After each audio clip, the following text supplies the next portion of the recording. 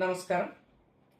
తెలంగాణ రాష్ట్రంలో సామాజిక తెలంగాణ కోసం ఒక కీలకమైనటువంటి మార్పు తెలంగాణ ప్రభుత్వం తీసుకున్నది. అది మీ అందరికి తెలిసిన విషయమే.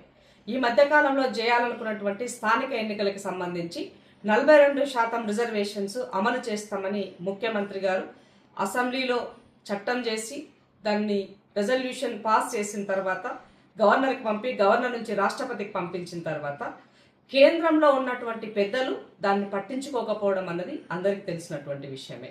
సో ఎలాగైనా కూడా స్థానిక సంస్థల్లో 42% ఇవ్వాలని ఇచ్చిన మాటకు కట్టుబడి ఇంకేమైనా ఆప్షన్స్ ఉన్నాయా, మనం ఏమైనా చేయొచ్చా ఈ రాష్ట్రంలో అని ఆలోచించినప్పుడు దీనికి తప్పకుండా మనం ఆర్డినెన్స్ ద్వారా చేయొచ్చు.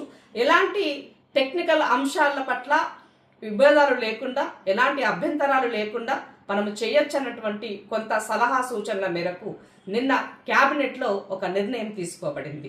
అదే ఆర్డినెన్స్ ద్వారా రేపు స్థానిక ఎన్నికలకు 42% రిజర్వేషన్ ఇవ్వాలని. ముఖ్యంగా ఈ సందర్భంగా ఈ నిర్ణయం తీసుకున్నటువంటి మంత్రివర్గానికి, ముఖ్యమంత్రి గారికి, అలాగే పిసిసి ప్రెసిడెంట్ గారికి ఒక బీసీ బిడ్డగా నేను కృతజ్ఞతలు తెలియజేస్తున్నాను.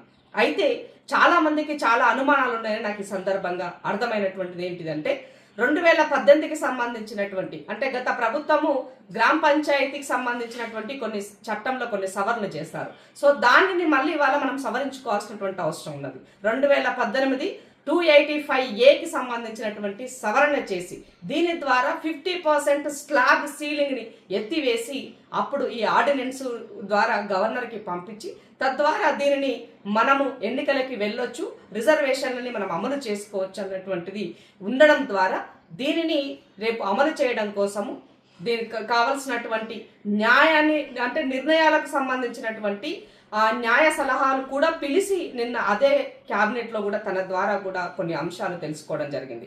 ఎవరైనా కోర్టుకు వెళ్తే ఏం చేయొచ్చు, ఎలా అన్నదానికి కూడా సలహా మేరకి రేపు అంటే కోర్టులో కూడా ముందుగానే కేవియట్ వేయడానికి కూడా అవకాశం ఉందని చెప్పడం జరిగింది. సో ప్రభుత్వము యొక్క చిత్తశుద్ధి బీసీల పట్ల, బీసీల రిజర్వేషన్ల పట్ల, సామాజిక తెలంగాణ కోసము ఈ ప్రభుత్వానికి చిత్తశుద్ధి ఉందన్నది మరోసారి ప్రూవ్ అయిందని ఈ సందర్భంగా గుర్తు చేస్తూ నేను ఒక బీసీ బిడ్డగా గర్వపడుతున్నాను. చట్టపరంగా మా యొక్క హక్కులను కల్పించడంలో కాంగ్రెస్ పార్టీ ఆనాడైనా ఈనాడైనా ముందుందని చెప్పాల్సిన అవసరం ఉన్నది. ఆ గతంలో ఎస్సీ ఎస్టీ రిజర్వేషన్లకు ఏ విధంగా చేశారో ఇవాళ బీసీలకు సంబంధించిన రిజర్వేషన్ల పట్ల కూడా ఒక నియబద్ధతతో నిలబడిందని చెప్పాల్సిన అవసరం ఉంది.